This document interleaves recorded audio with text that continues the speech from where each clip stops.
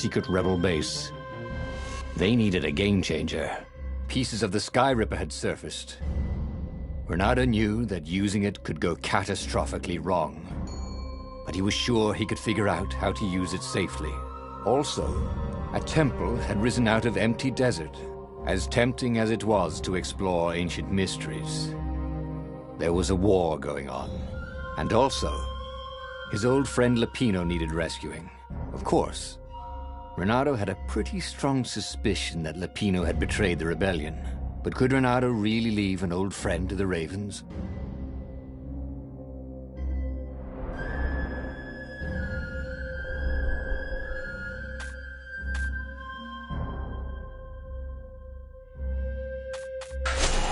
The island was windswept desert.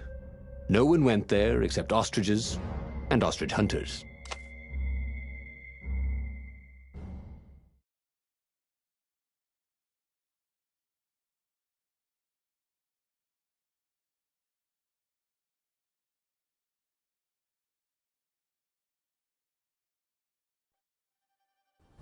Every child could sing verses about the Sky Ripper, but ancient codices held hints of other things.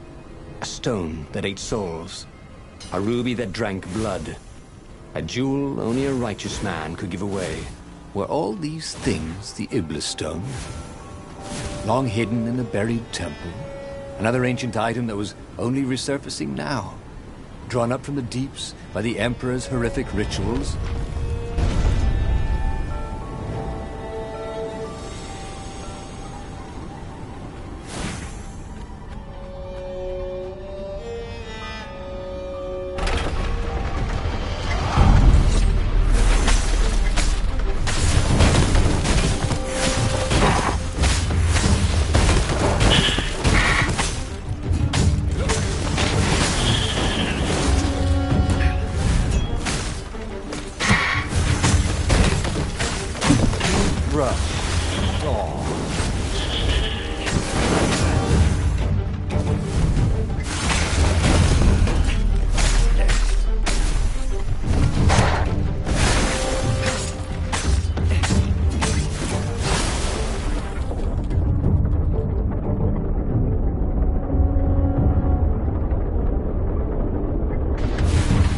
Ravens were already here, cawing in frustration.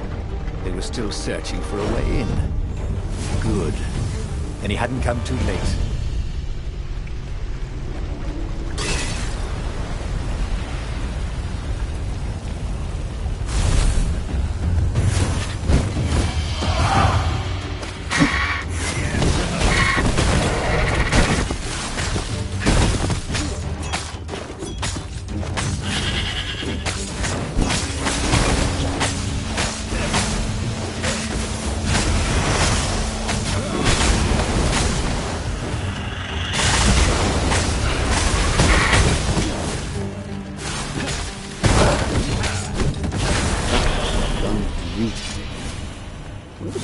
When you needed one.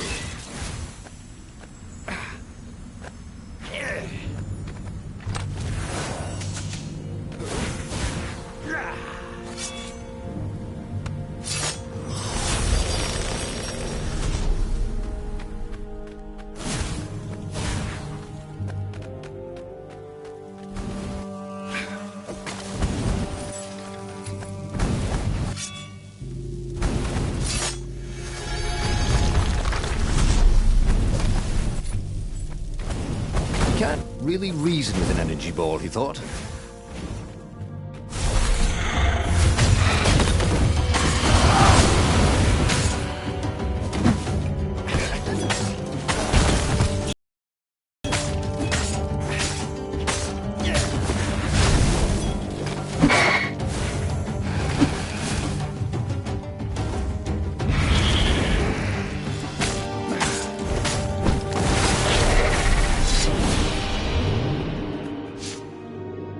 There was a sign. Take the goat across first.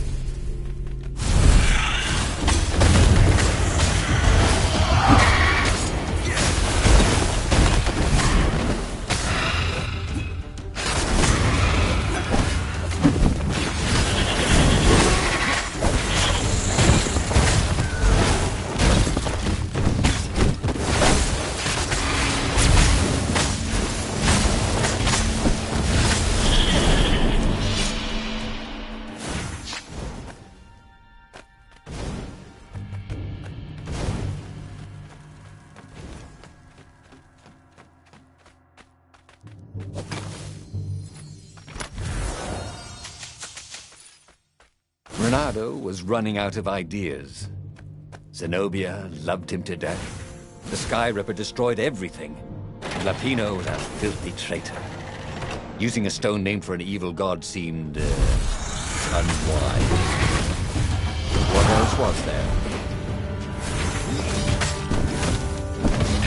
Just trying to teach you how to fly.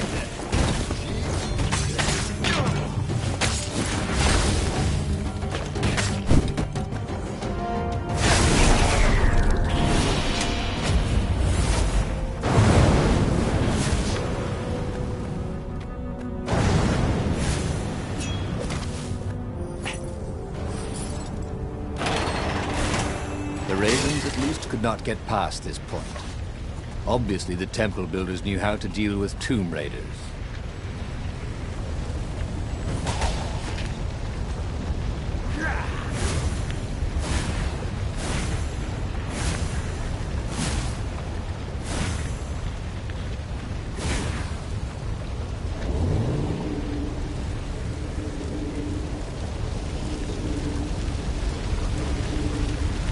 This wasn't actually such a hard puzzle, come to think of it.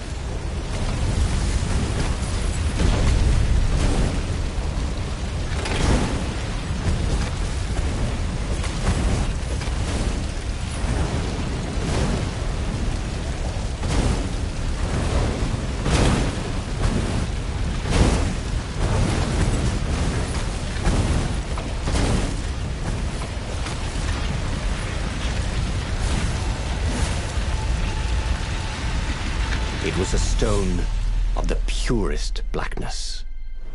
It reflected no light, like a void made solid.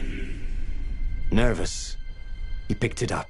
I can make you mighty. Who said that? Give blood. It was the stone. Eager, thirsty.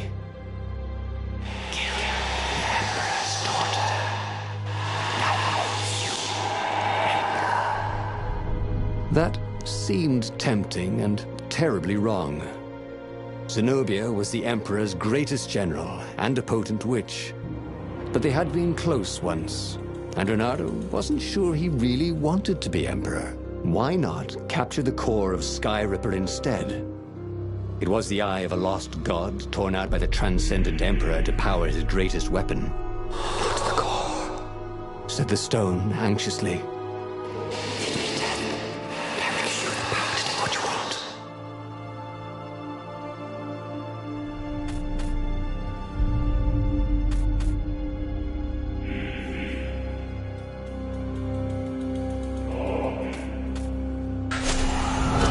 Listening to a talking rock?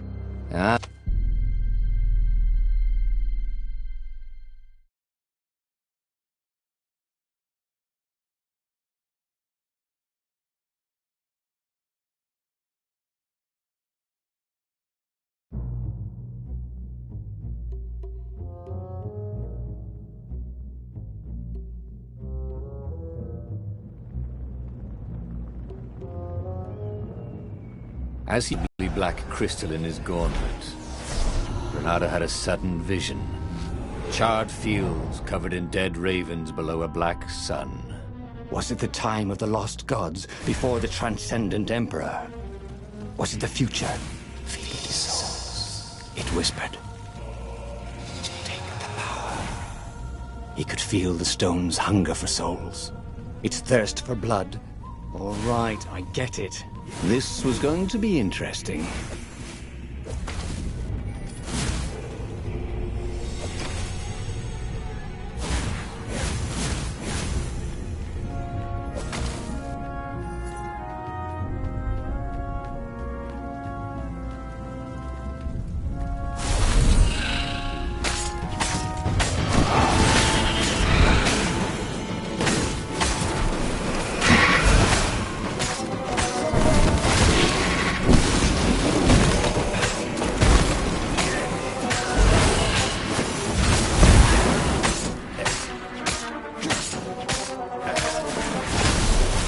The ravens on Zenobia's island were no match for Renato. They screamed as the stones sucked out their souls, and with each death, he felt stronger. Take the power, the stone told him.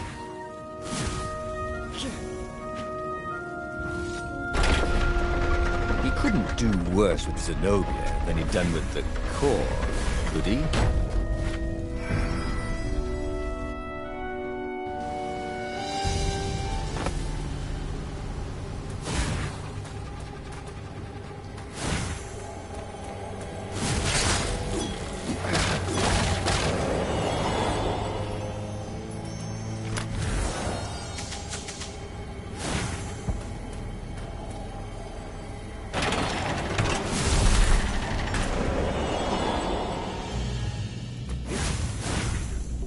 Zenobia was waiting.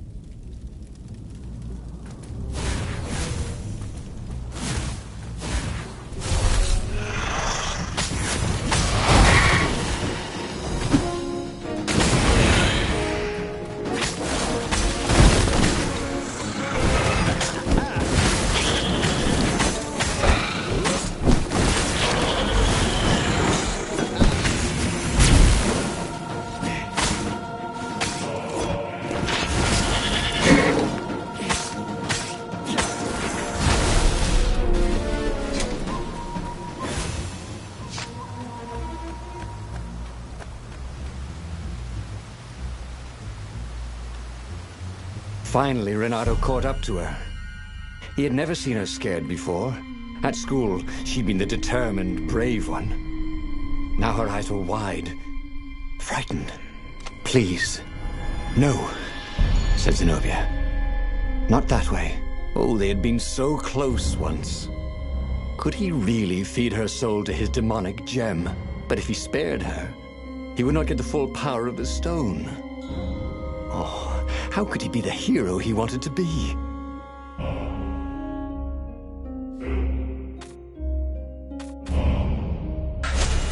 Renato hesitated.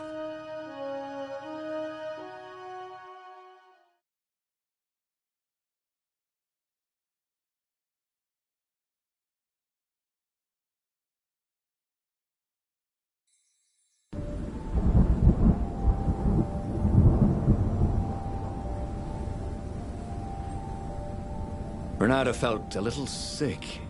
Ever since Zenobia had taken the stone from him, he'd felt an ache that wouldn't go away. He missed it. He wanted it back. He needed it back.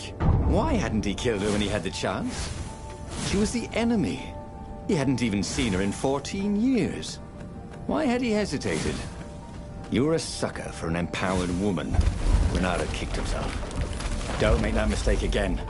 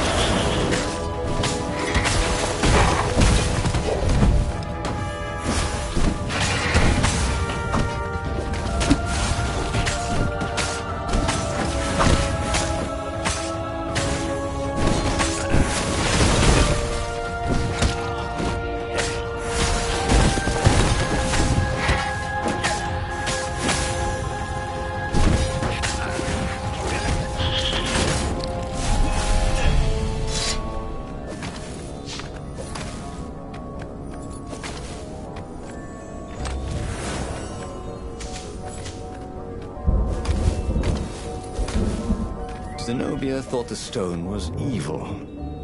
Was it? He longed to have it back. He'd felt so good killing ravens with it. And yet, he'd felt unclean ever since he'd touched it. She confused him. She'd made him want to be a better fox. And then she'd abandoned him, never telling him she was the Emperor's daughter. Never contacting him since. Well, who was she to tell him the stone was evil?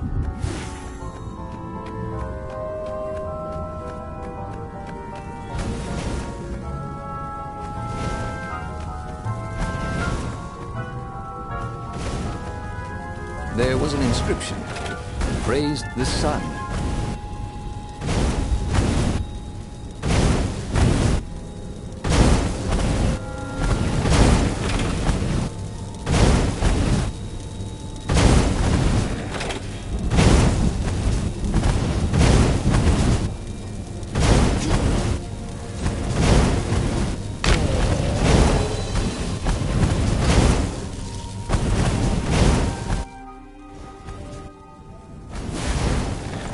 These were no ordinary cannonballs.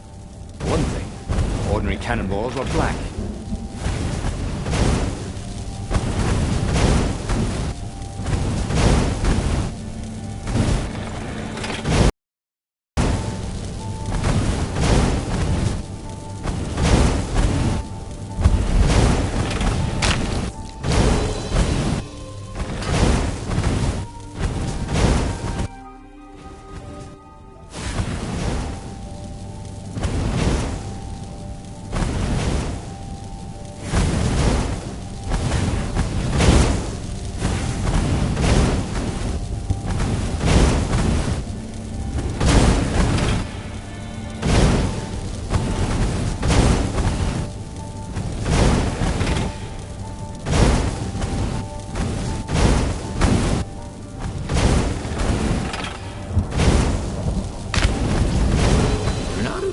Feel well. In fact, he felt dead.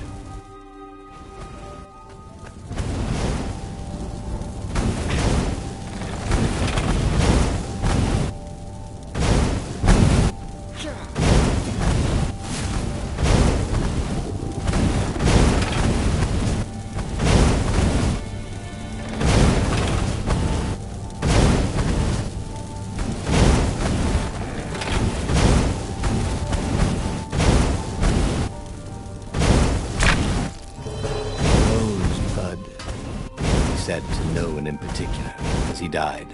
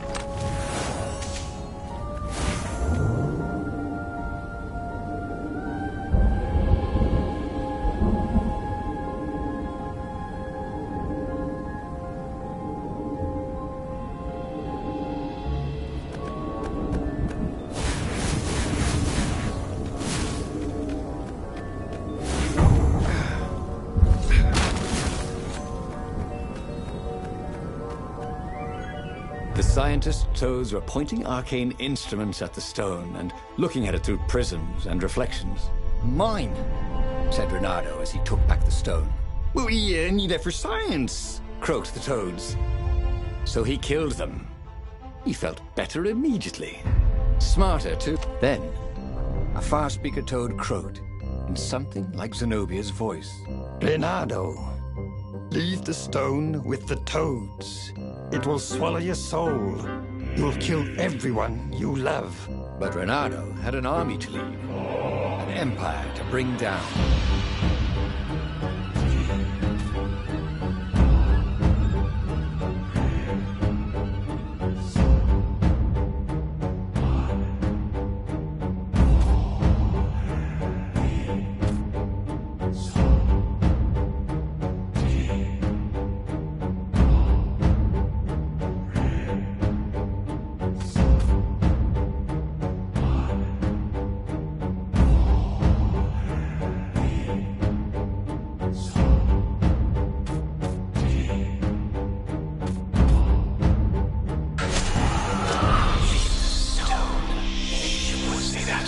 Whispered the stone.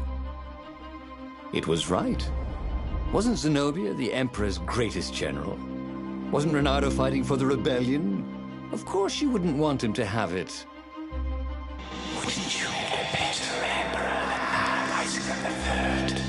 added the stone. You know what? I would, thought Renato. Or maybe he said it out loud. He would go see the council and lead their armies to victory. All he had to do was call them on the far speaker. Oh, damn. Well, wouldn't they be surprised anyway?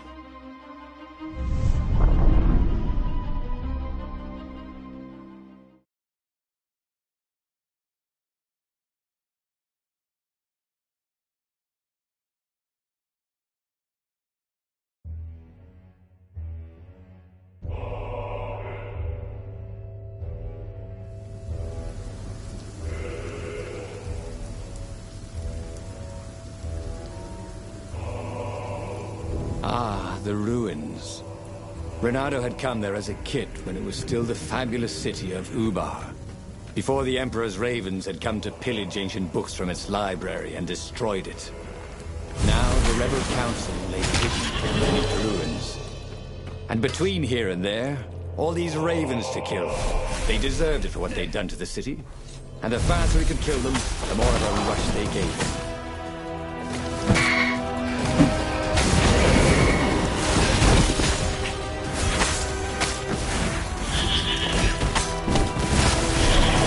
Renato wondered how much Hypatia had known about the book she protected.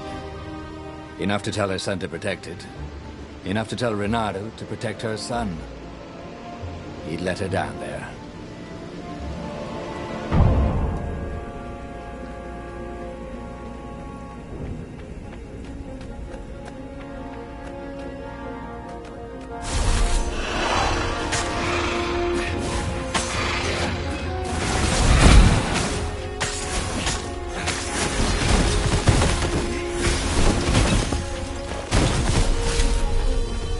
He tried to be nice to Zenobia, not killing her and all. What did she do? She stole the gem from him and made him kill all those scientists. Next time she'd see.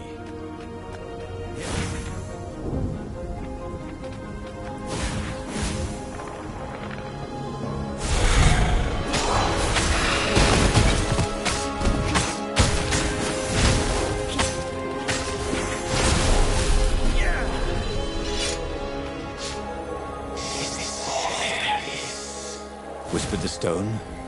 Ravens? Renato knew how the stone felt.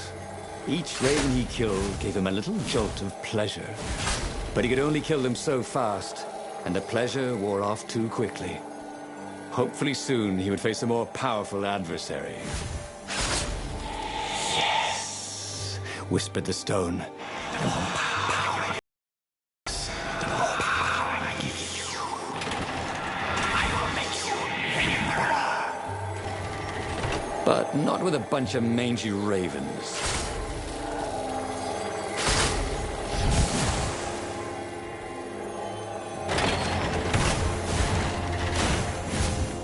The long stairs.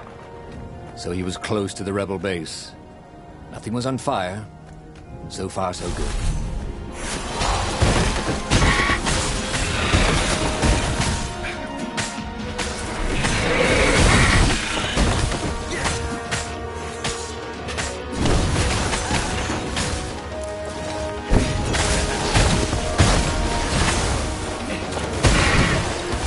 For a moment, I wished that somebody had been watching.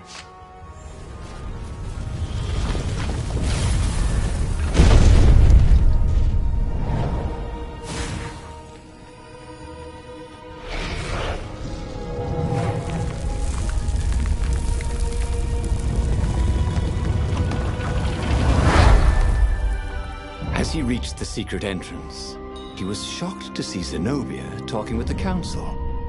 She bore a white flag. "Ah, the council has betrayed you," whispered the stone. "Kill them." "What are you doing here, love?" Renato demanded. "Come for the brown muffins?" "She's worried about you," croaked the council speaker. "We all are." "You're not yourself," Zenobia said. Before they could get into the rest of the intervention, he leapt at her. Unfortunately, the council speaker blocked him, so he slew her and the other council members. I'm not giving up, cried Zenobia as she darted off into the ruins. I think I just killed the entire rebel council, said Renato. See how much power they've given you. But they were on my side, weren't they?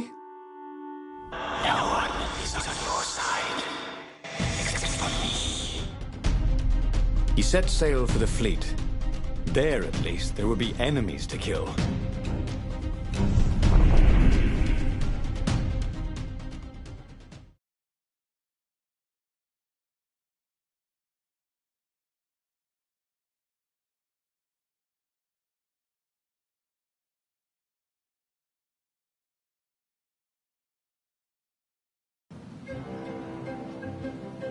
Unless that was the Iblastone talking. He could never be sure.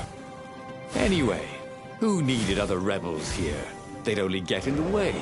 A true hero fights alone after he's got all his friends killed.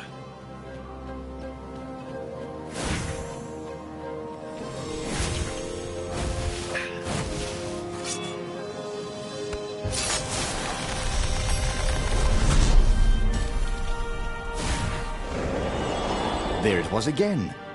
The back door to the portal that went to the center of the fleet.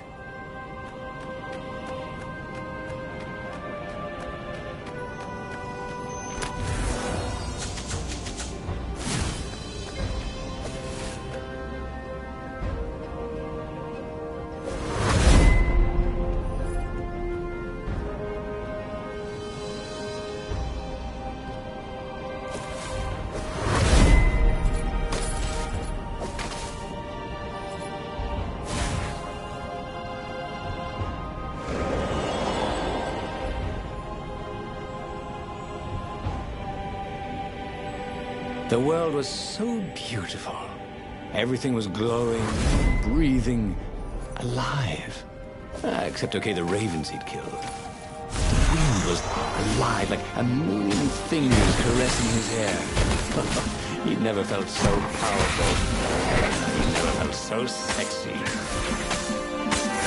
Somewhere down the path would be the Emperor. Renato would slay him, most powerful man in Erda. And the Iblastone would give Renato all that power, and he would be Emperor. And then he would set everyone free.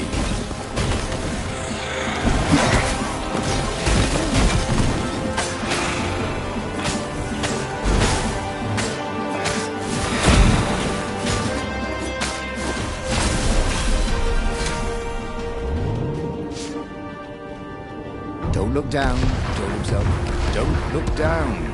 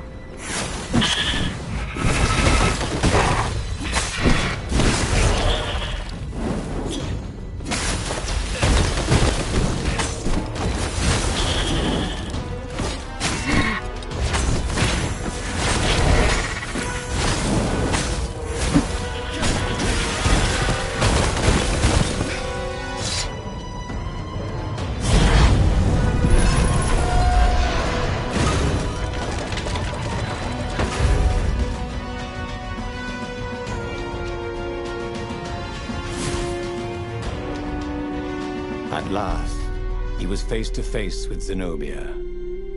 She was still unarmed. No fire crackled from her claws. Excellent. Kill her, Whispered the stone. He raised his sword for the killing blow.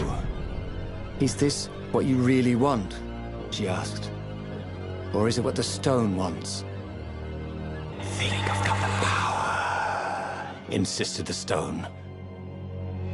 I don't want to kill you, he told Zenobia, his arm still raised. I know, but he could not put the sword down. It wants blood, he told her. I know. Help me, he said. She stabbed herself. "Take my blood," she said. "No, you mustn't," cried the Iblis Stone. "Oh, no!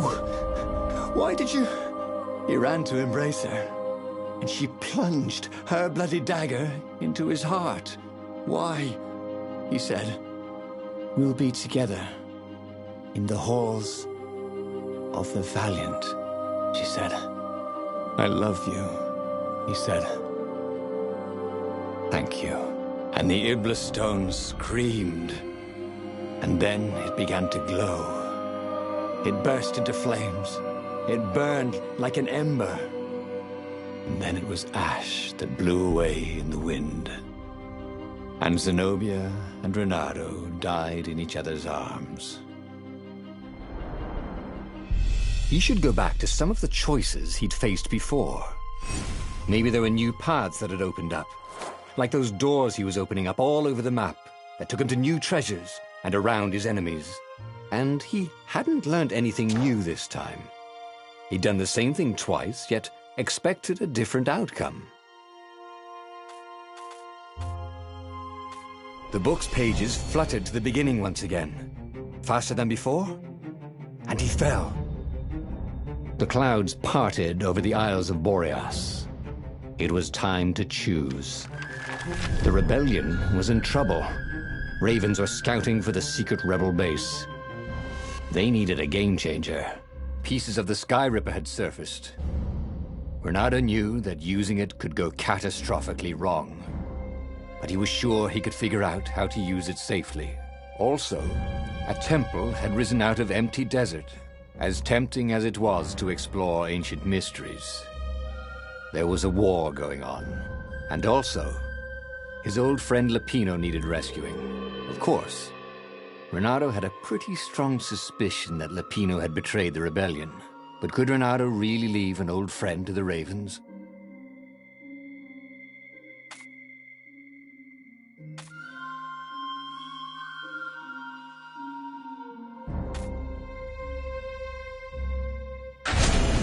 Every child knew about the Sky Ripper. The Transcendent Emperor had buried its pieces deep. And then, this Emperor's horrific sacrifice.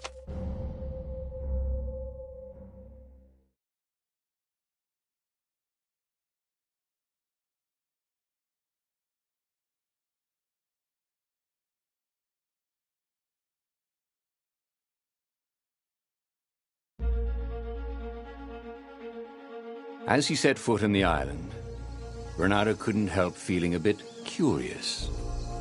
Was Lupino still waiting to be rescued? No. He was probably drinking champagne with the ravens. Did ravens drink champagne? Did rabbits? Renato felt oddly thirsty, come to think of it. Why had he chosen the Sky Ripper? Renato never made plans that required constant vigilance. He was a hero. He didn't think too much. He just went with his gut and hoped it all worked out. The Sky Ripper was a long shot. He'd have to devote himself to it. No side journeys, no rescuing old friends. That was against his nature. Could he stick with it?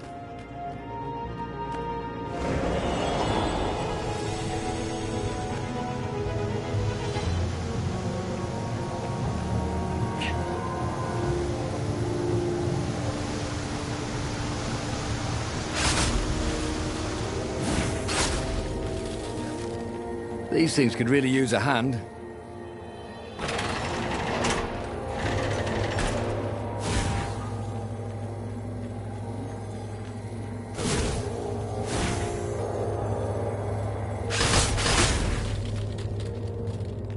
The people who had built this castle, did they even know what monstrous weapon lay hidden within their walls?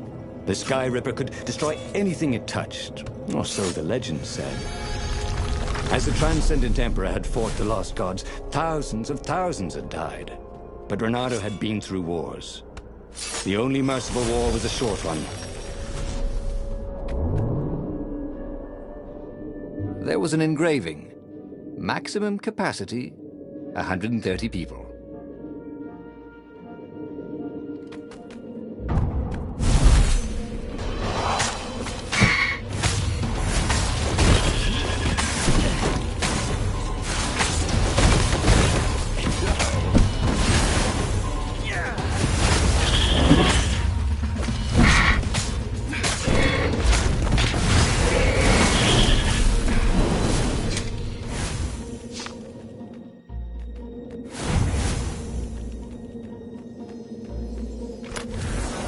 Renato had heard stories of a dungeon where chests were filled with potions and weapons. Fairy tales.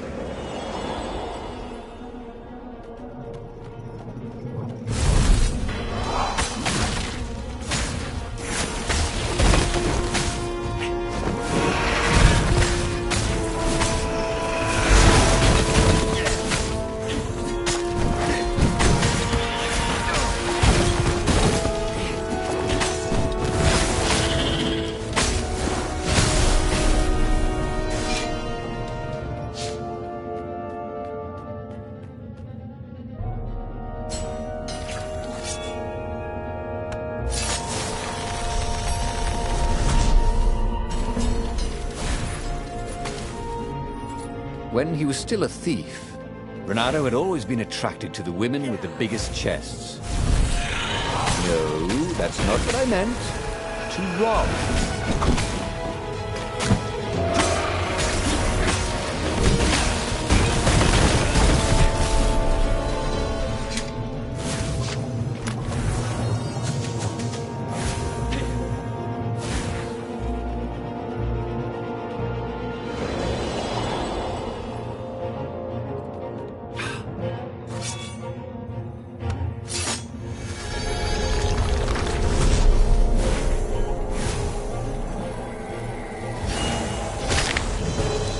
Wallabies, he thought.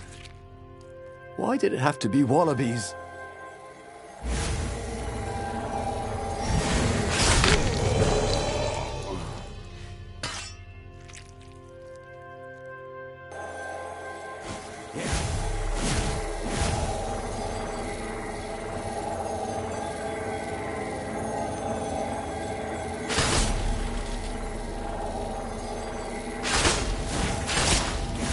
Who are you looking at?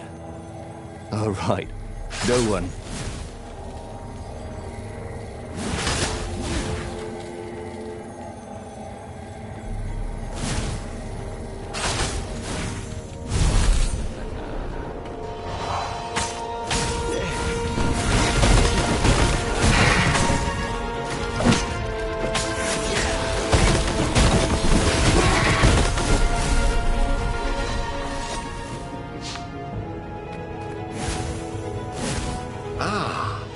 Puzzle. Renato loved puzzles. Except he couldn't figure them out. On the other hand, if there was a puzzle, it was probably meant to keep people away from something good.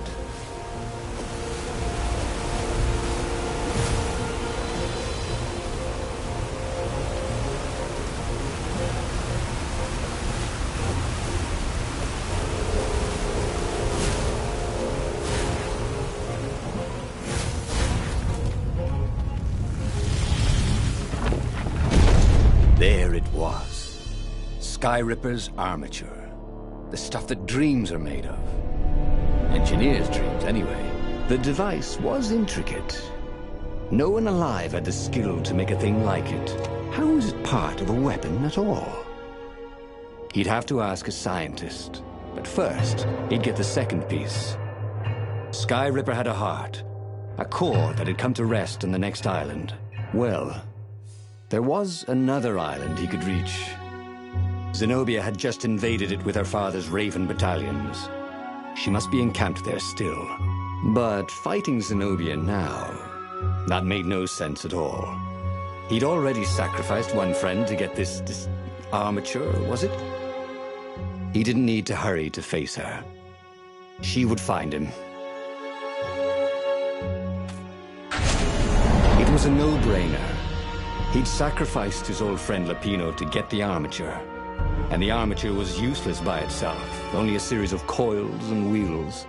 War demanded sacrifices, and he would make more before the end. He would have to choose the greatest good, no matter how much it cost him. Zenobia. Well, he would see her sooner or later, across a battlefield or a sword's point before all this was over. He was sure of that. The power was in the core. Obviously, he had to get the core.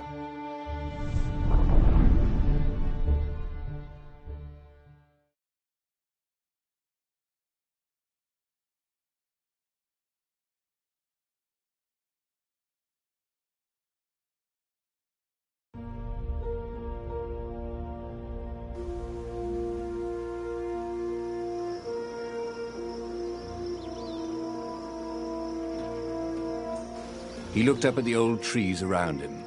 They were so big and so old. They'd been there before he was born, and they'd be there after he'd passed into legend. Was he confronting his own unimportance? What had got into him? He was no philosopher. Anyway, who cares? He was plenty important. He was a hero, and soon he'd prove it.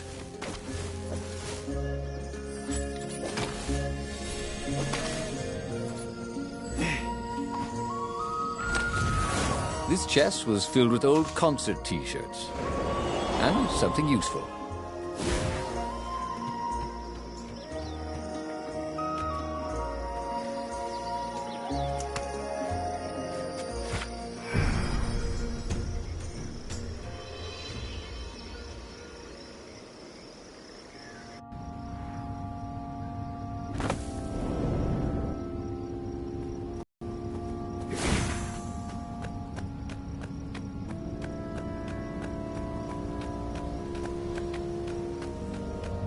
There was something sour in the air.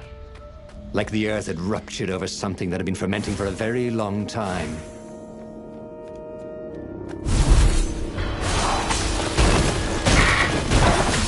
Renato hoped the other end of this portal wasn't suspended over the abyss.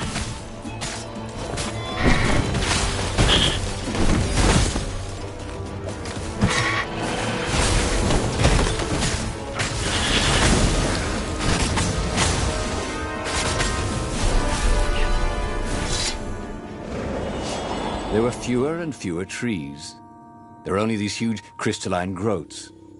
Had those been here before? He no longer heard birds except for the feverish cawing of the ravens when they attacked. He couldn't smell the small animals of the forest. The mice, rabbits. Where had they gone? And he was getting hungry too. This was an unhealthy place to be.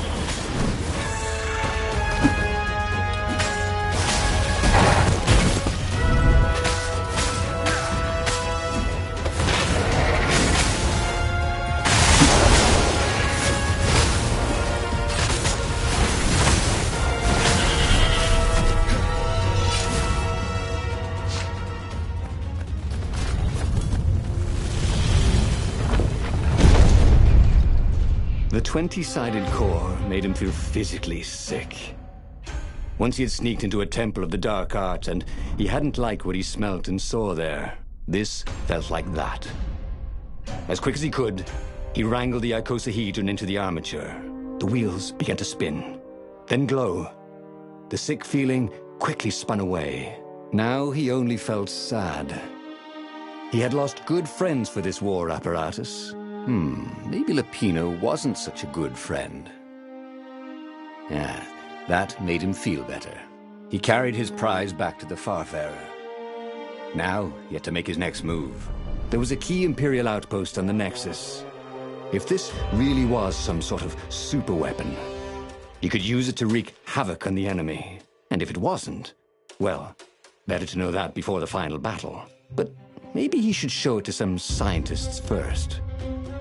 There was an observatory on the Nexus. Maybe he should go there before he fired it.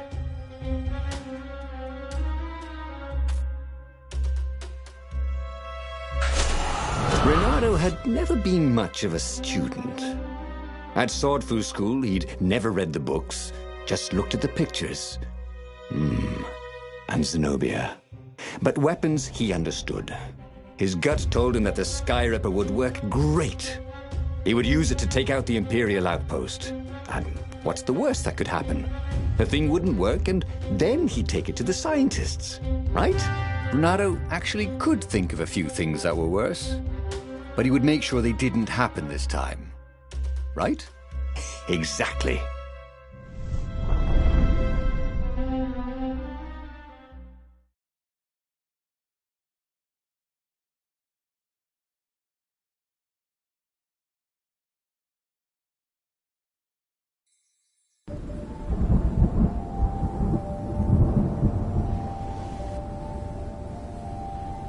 As he set out down the path, Renato wondered why the parts of the Skyripper had only surfaced now. thousands of years after the Transcendent Emperor had discarded it. This Emperor, Isengrim III, had performed terrible, bloodthirsty rituals to invoke the lost gods. Perhaps that was bringing up lost artifacts. How perfect, then, that the Sky Ripper would reappear to be his destruction. And, hopefully this time, just his destruction. There was an inscription on the platform. Balaleka lessons, with an address.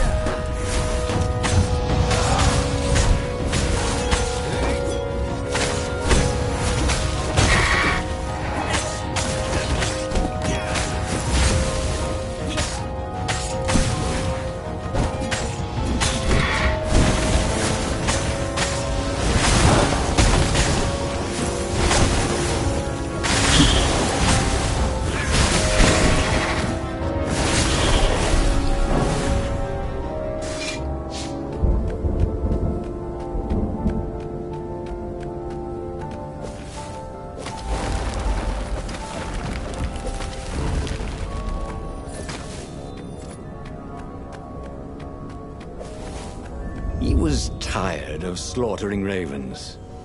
Maybe it was time to test out the new weapon. He turned a knob on the Sky Ripper. It made strange, mechanical noises. The wheels spun faster. It began to hum. The Sky Ripper was following his every step. At least it acknowledged him as the master. But there was no trigger. How was he supposed to fire it? Fire, he said. Nothing happened. Well, maybe it just needed to warm up. After all, it hadn't been fired in thousands of years.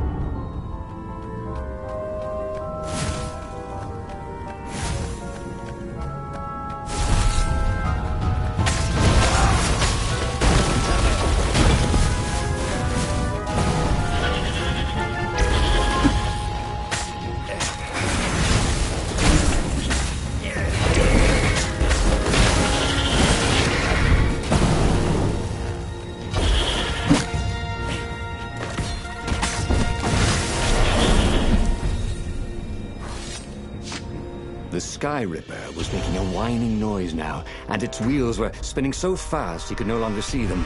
Bernardo had a thought. "Please?" he asked. The Sky Ripper began to glow. Boom! The outpost burst into flame. Ravens flapped out screaming, wings on fire. The base was his. The far speaker toad came hopping out. "Bernardo!" It croaked, sounding like a toad version of Zenobia. Don't use the Sky Ripper. It will destroy the world. "Yeah, sure it will," cracked Renato. "Pull the other one." If you don't trust me, go see Calaveras. He'll tell you the same thing. Oh, she would say that. That sounded sensible. Why did she always have to sound sensible all the time? Oh, it was infuriating. Of course she would say that. He was supposed to hurry and bring the Sky Ripper to the council so the rebels could actually win the war. But what if she was right? Damn it.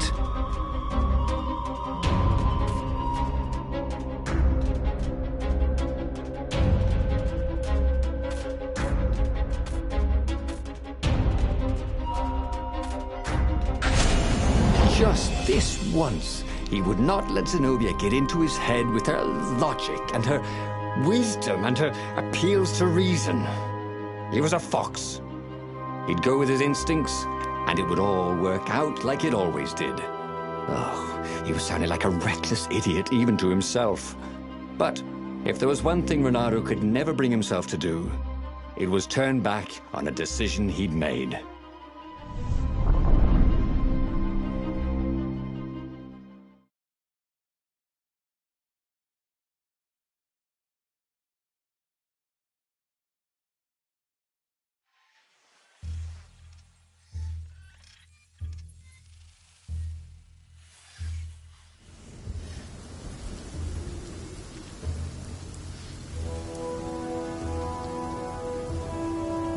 Imperials were flapping and cawing all around the ruins.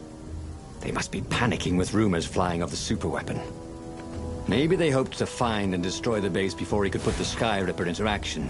The Sky Ripper was whining and heating up. It will be time to use that energy soon.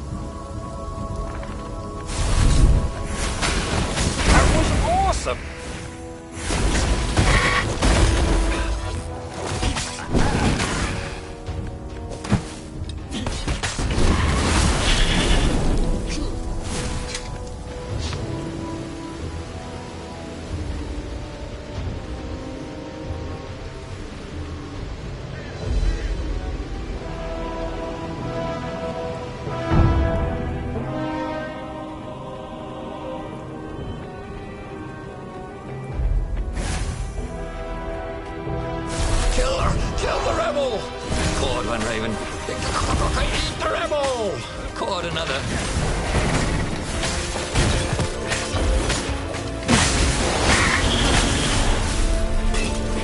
He wondered if the Council knew he destroyed the outpost. He hoped so. He was excited. With his superweapon, they could actually win their battle with the Imperial fleet.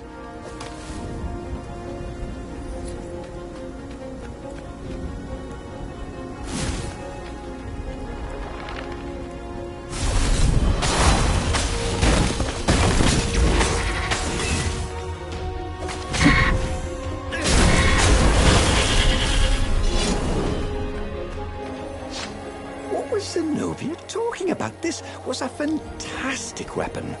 Ravens burst into flames with just a touch of its killer beam. He was tempted to leave it on all the time, but he didn't want to accidentally slice off some council toad's head or tongue. She'd been trying to distract him. Well, this time, no one was going to distract him.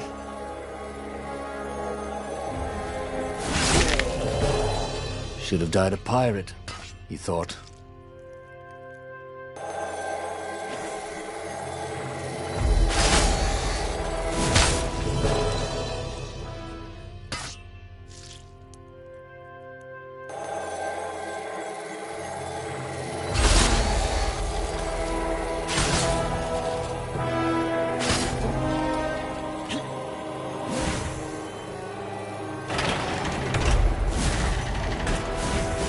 Long stairs. So he was close to the rebel base. Nothing was on fire. So far, so good.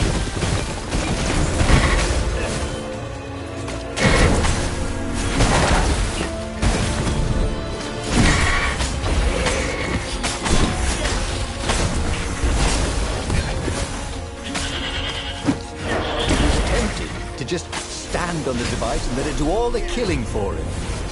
But that wouldn't be sporting, would it? Or fun?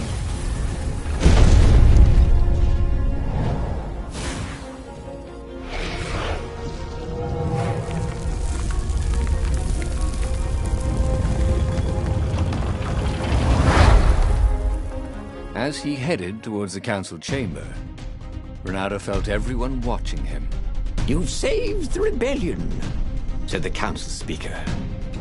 "Frankly, we were afraid you'd turn aside to see that idiot Lapino." Not bloody likely, Renato told them, feeling he was maybe being a bit harsh on the poor mad rabbit. "If you never make sacrifices," he said, "you're probably not doing the right thing." The speaker nodded. "Are you ready to lead the charge?" "Let's roll," he said, with grim satisfaction. Renato set sail for the fleet. The Sky Ripper had lost its whine. It was humming now, as if it had taken some time to seat properly. He had always been irresponsible. This time, he'd done the right thing, made the hard decisions. He was a real hero. He hadn't let himself be distracted by old friends or old lovers turned enemies. Finally, he could be proud of himself.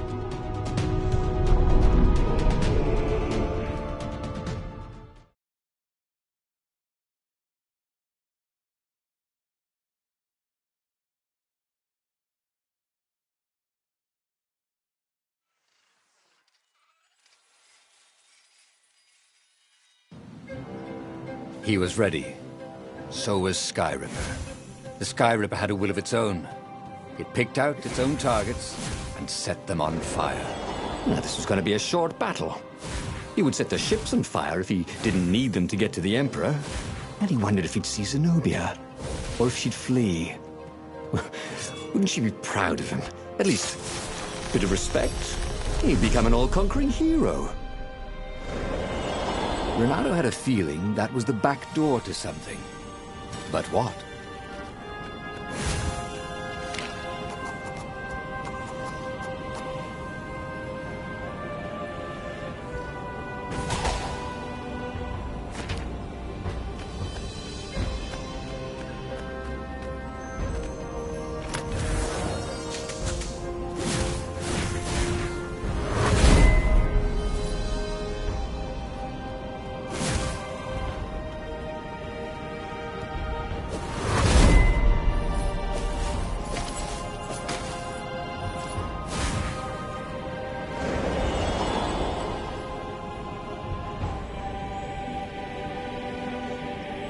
There was a parchment on a signpost. It was from her. Every time you fire, you risk the destruction of the universe. That's insane. We surrender. He'd done it. He'd played chicken with Zenobia and won. He could hear the horns blaring the retreat. She was wiser than he was, that was for sure. But wisdom didn't win battles.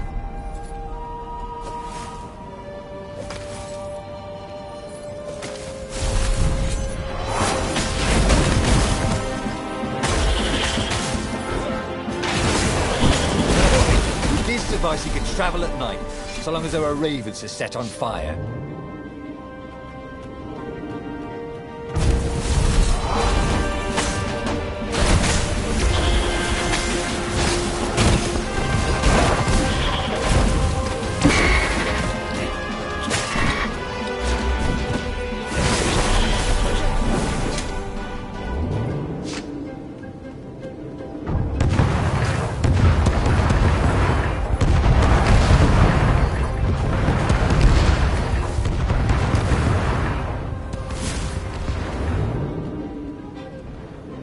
Take a leap of faith, said the inscription.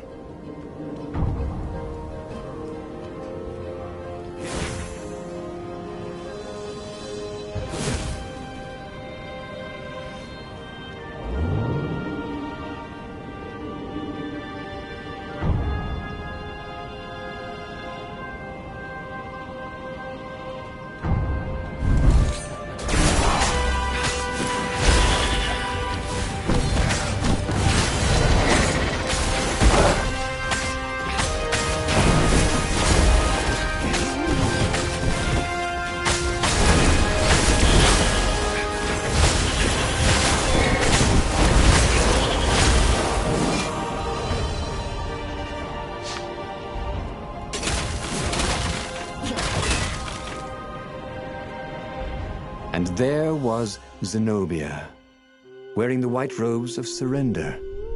She came and kneeled before him. Why didn't you listen to me? I was trying to save you too.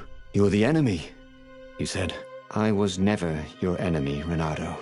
And he realized, not for the first time, how much she loved him. Then she spoke a terrible word and made a gesture with her hand.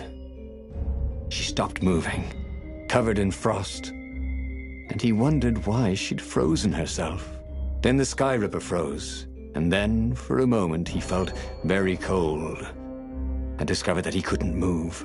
The next thing he knew, the sun was a giant, monstrously red. It took up half the sky, and he was in a parched red desert.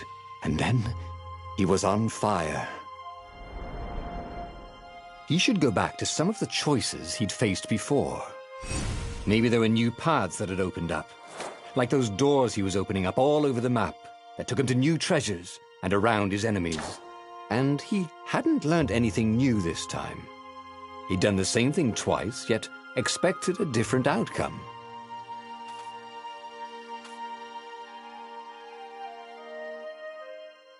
The book's pages fluttered to the beginning once again. Faster than before, and he fell. The clouds parted over the Isles of Boreas. It was time to choose. The rebellion was in trouble. Ravens were scouting for the secret rebel base. They needed a game changer. Pieces of the Sky Ripper had surfaced. Renato knew that using it could go catastrophically wrong, but he was sure he could figure out how to use it safely. Also, a temple had risen out of empty desert, as tempting as it was to explore ancient mysteries. There was a war going on, and also, his old friend Lupino needed rescuing. Of course, Renato had a pretty strong suspicion that Lupino had betrayed the rebellion, but could Renato really leave an old friend to the Ravens?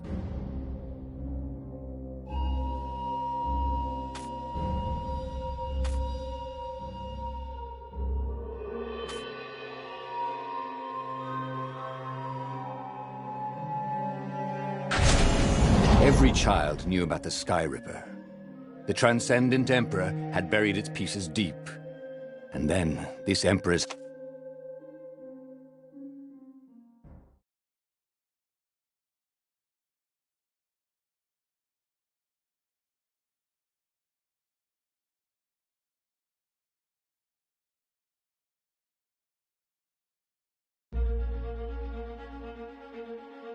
As he set foot on the island, Renato couldn't help feeling a bit curious. Was Lupino still waiting to be rescued? No. He was probably drinking champagne with the ravens. Did ravens drink champagne? Did rabbits? Renato felt oddly thirsty, come to think of it. Why had he chosen the Sky River? Renato never made plans that required constant vigilance. He was a hero. Didn't think too much. He just went with his gut and hoped it all worked out. The Sky Ripper was a long shot. He'd have to devote himself to it. No side journeys, no rescuing old friends. That was against his nature. Could he stick with it?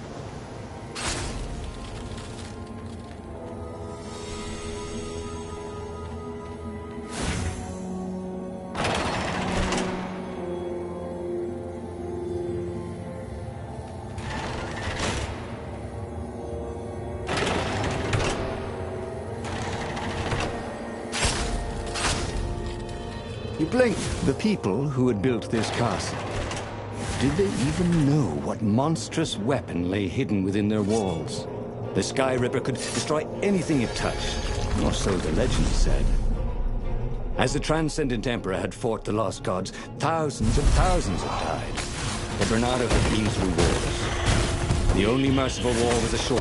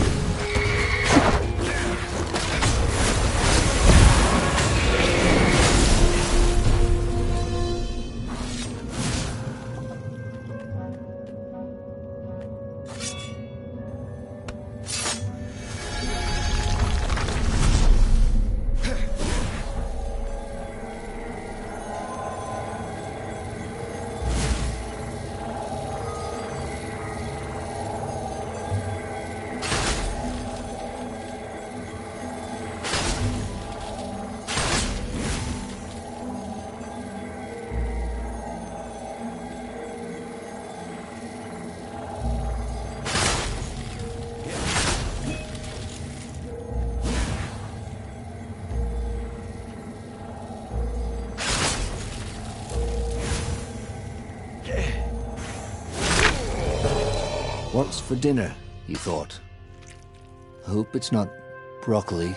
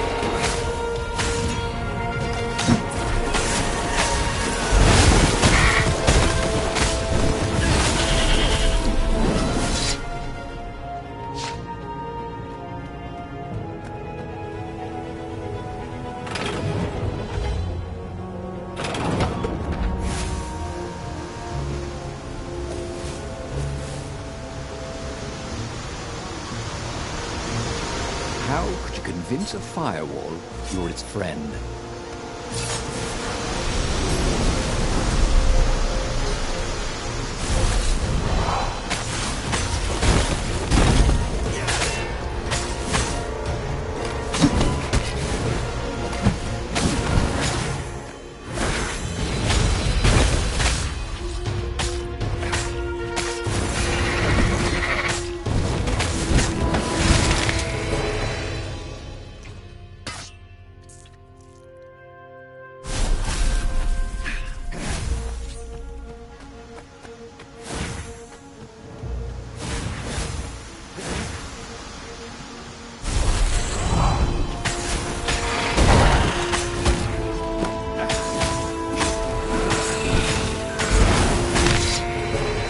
Touché, he said, and died.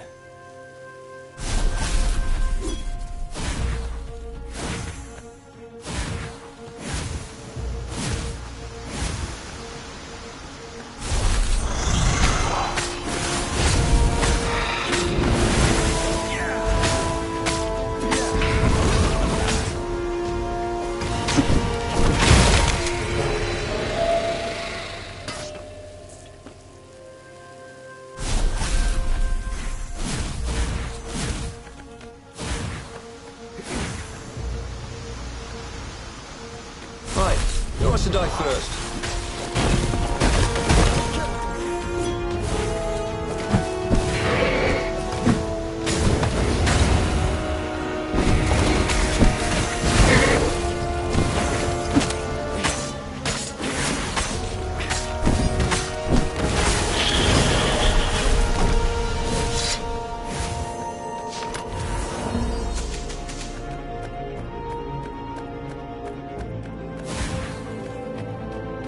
Had to be a way to use the Sky Ripper without causing a catastrophe. Why? Maybe it's always dangerous, he imagined Zenobia saying. Always the voice of reason, that one. Well, there had to be a way to use the Sky Ripper because not being able to use it was boring. So there.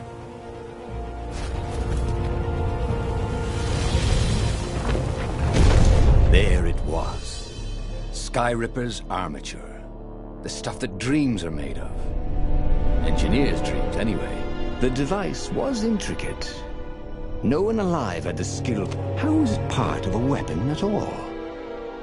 He'd have to ask a scientist. But first, he'd get the second piece. Sky Ripper had a heart. A core that had come to rest on the next island. Well, there was another island he could reach. Zenobia had just invaded it with her father's Raven battalions. She must be encamped there still. But fighting Zenobia now, that made no sense at all. He'd already sacrificed one friend to get this armature, was it? He didn't need to hurry to face her. She would find him. Renato asked himself why he changed course to confront Zenobia. He'd no idea. Sometimes he would just...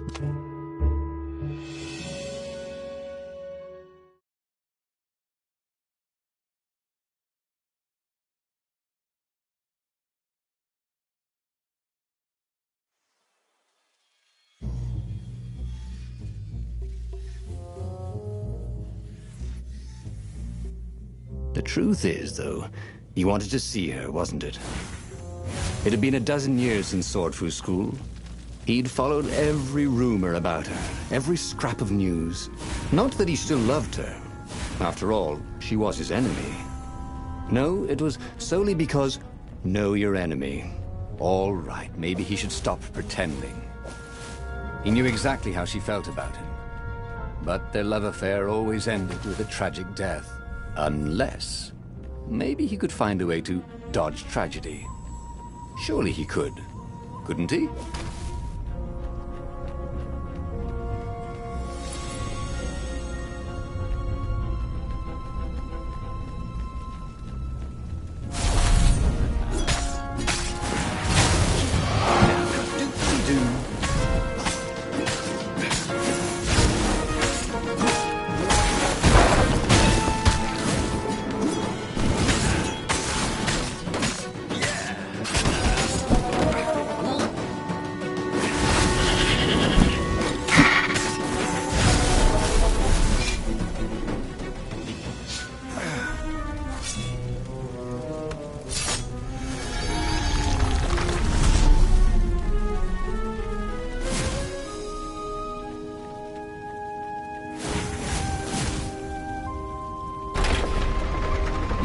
do worse with Zenobia than he'd done with the core, could he?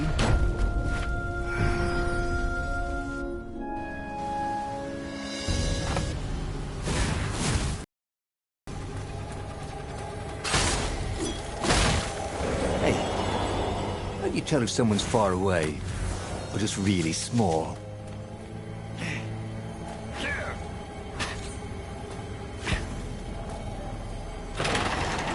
Renato wasn't entirely sure how he was going to capture Zenobia.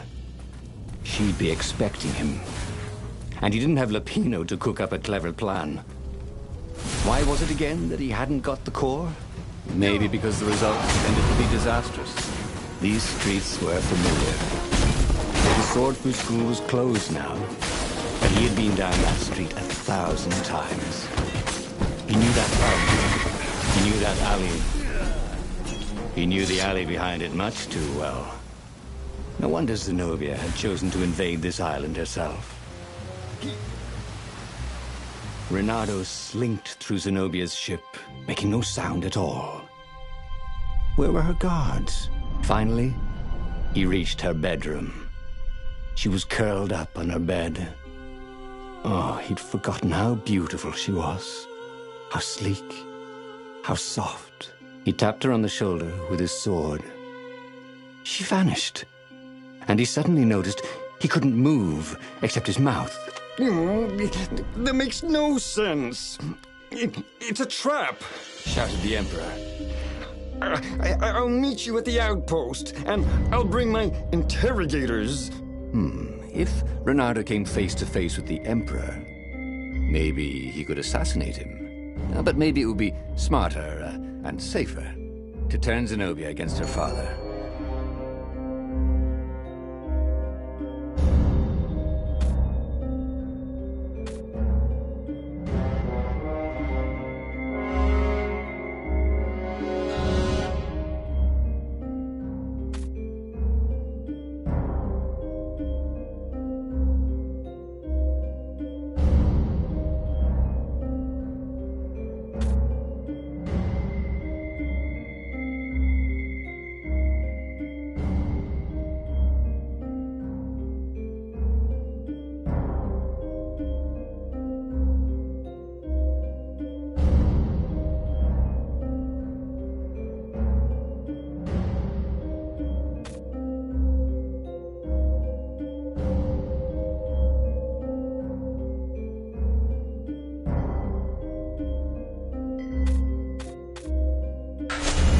You're lying, she said. Somehow you're lying. The spell...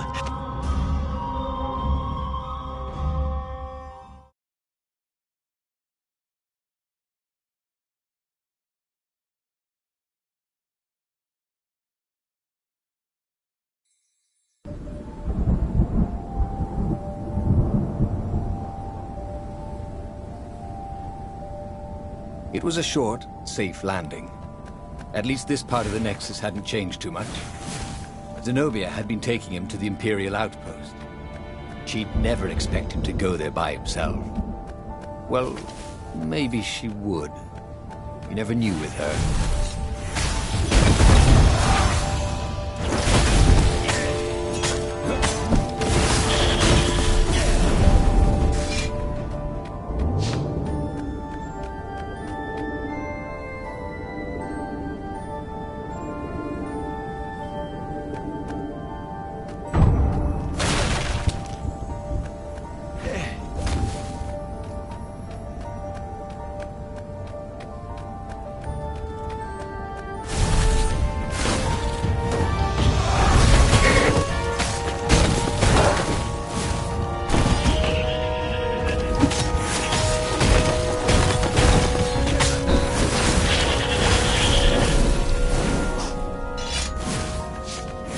Renato knew Zenobia, and Zenobia knew him. She'd suspected a trick. Now he'd vanished. She would probably guess that was his plan all along. Perfect. Maybe she wouldn't use the Sky Ripper. At least not without taking it to the scientists at the observatory first. Meanwhile, the Emperor would be coming to the outpost personally. This could be good. Giving the Emperor all of the rebellion's secrets hadn't been quite the disaster he'd thought. It had drawn the Emperor out of the safety of his fleet. Renato could sneak into the outpost, and in a few sword strokes, he could win the war. But the Emperor would be surrounded by his elite guard. Renato wondered if there was anything he could say that would confuse the old toad even more. Use words instead of his sword?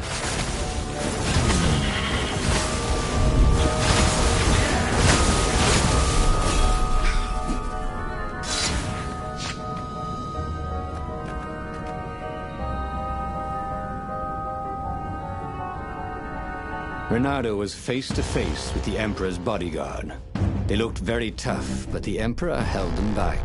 Oh, where's my daughter? And how would I know that?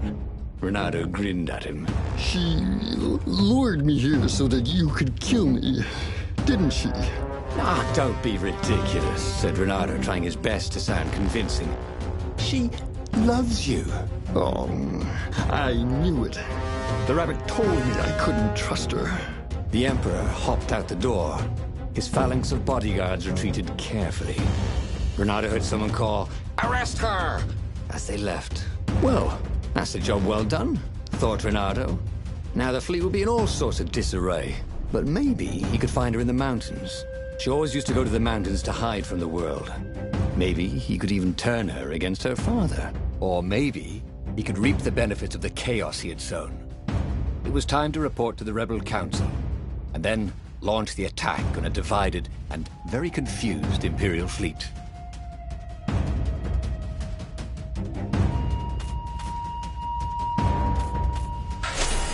Renato felt very clever indeed. He'd told the Empire nothing but the truth, and now they suspected everything and everyone. So, why are you going to see Zenobia? He asked himself. It's not just a gloat, is it? No, of course not. Now, turning her against her father was good. It was very good. If she would actually join the rebels, that would be spectacular, right? That was definitely what he was doing.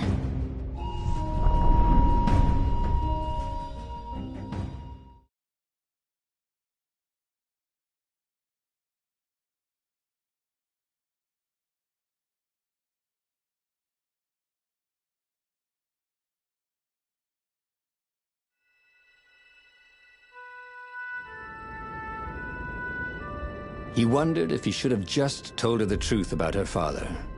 The Emperor had adopted her from a stray. That was the source of all her loyalty. But even then, he'd been dreaming of a bargain with the lost gods. They alone could make him immortal. The Emperor would have to seal that bargain with the life of someone who truly loved him. And who else truly loved the Emperor? But how could Renato tell her that now? Why would she ever believe him?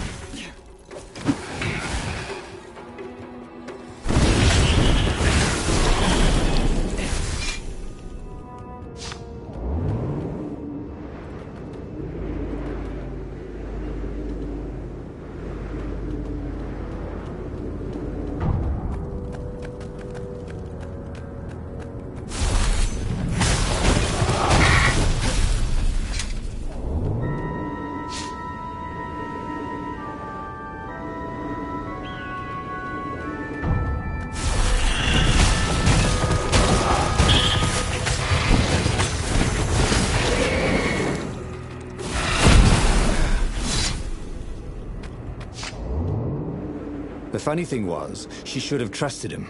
He told her the truth, the whole truth, and nothing but the truth. Oh, all right. The truth was, he'd played her like a fiddle. And how often had he ever done that? She was so smart. Smarter than him, really.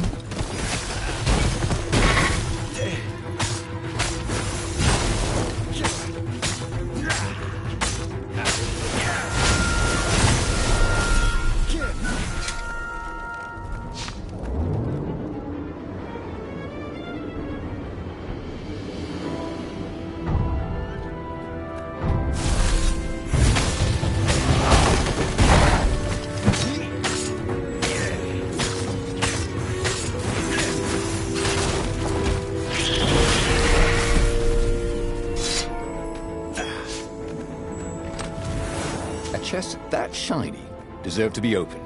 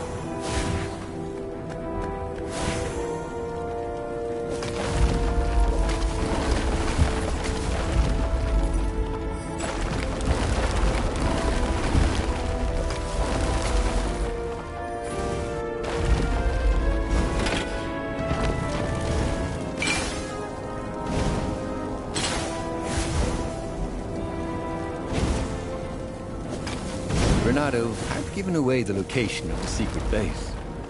Fortunately, the Emperor thought it was all a trap. He even mistrusted his own daughter.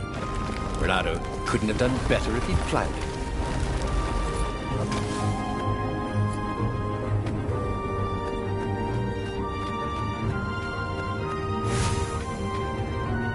What have you done to me? Zenobia demanded. My own father thinks I'm a traitor. So? But I'm loyal. So what? You're a bastard, Renato, she said. Now, you love that about me. You really did want the core, didn't you? And the Iblis stone. Yep. He gloated. You get all that? She said to the far-speaker toad he'd failed to spot. I am so relieved, my daughter, said the far-speaker.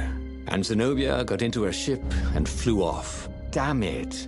The old far-speaker trick. How had he missed it? This was very bad. Zenobia back in her father's good graces, and both of them ready to use the core and the Iblis stone. He got back on the Farfarer.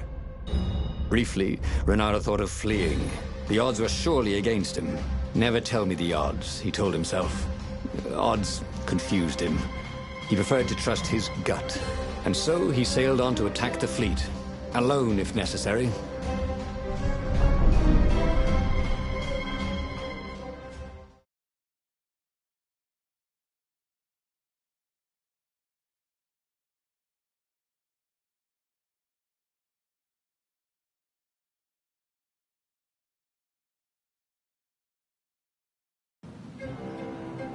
There were not many rebels here, and they were disorganized. The Empire had obviously attacked the secret base, the formerly secret base whose location Renato had so helpfully pinpointed on a map. There was still time to turn around, wasn't there? But Renato hated turning around. Heroes don't turn around, they just own their screw-ups and turn them into impossible victories, right?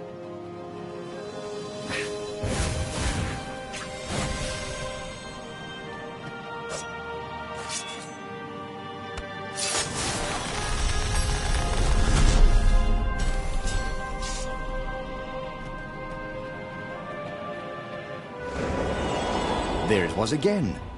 The back door to the portal that went to the center of the fleet.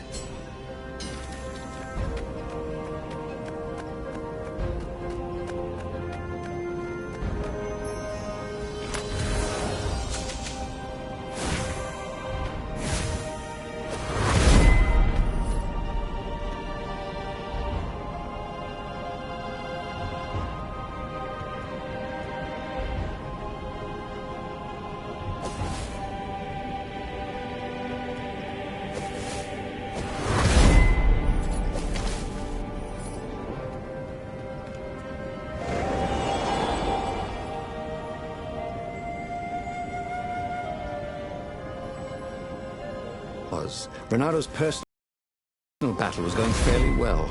The ravens immediately in front of him were no quicker or tougher than usual.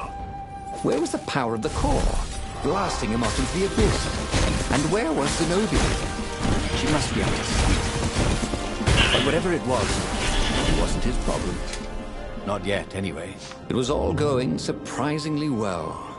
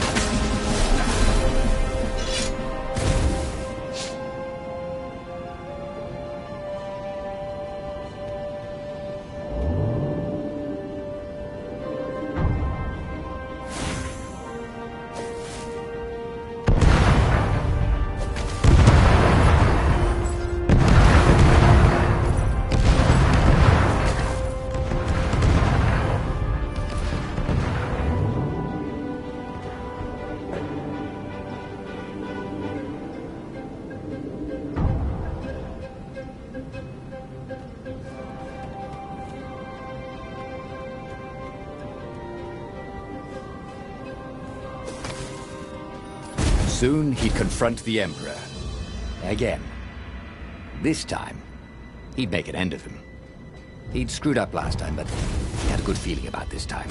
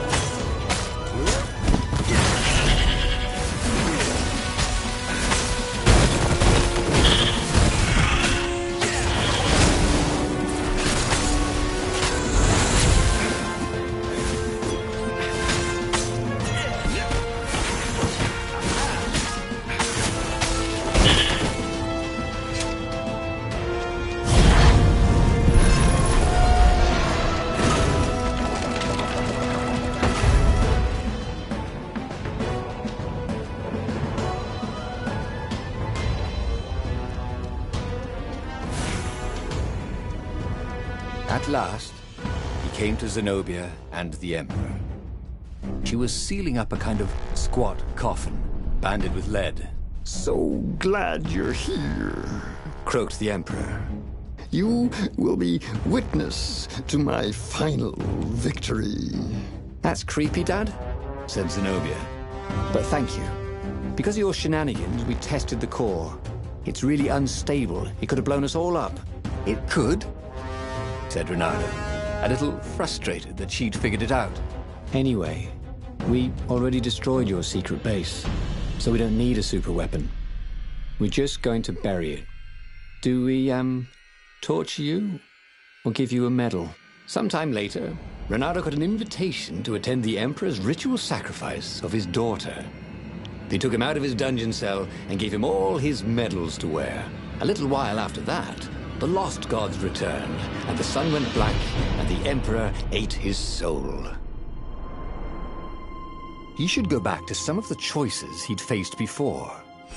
Maybe there were new paths that had opened up, like those doors he was opening up all over the map that took him to new treasures and around his enemies.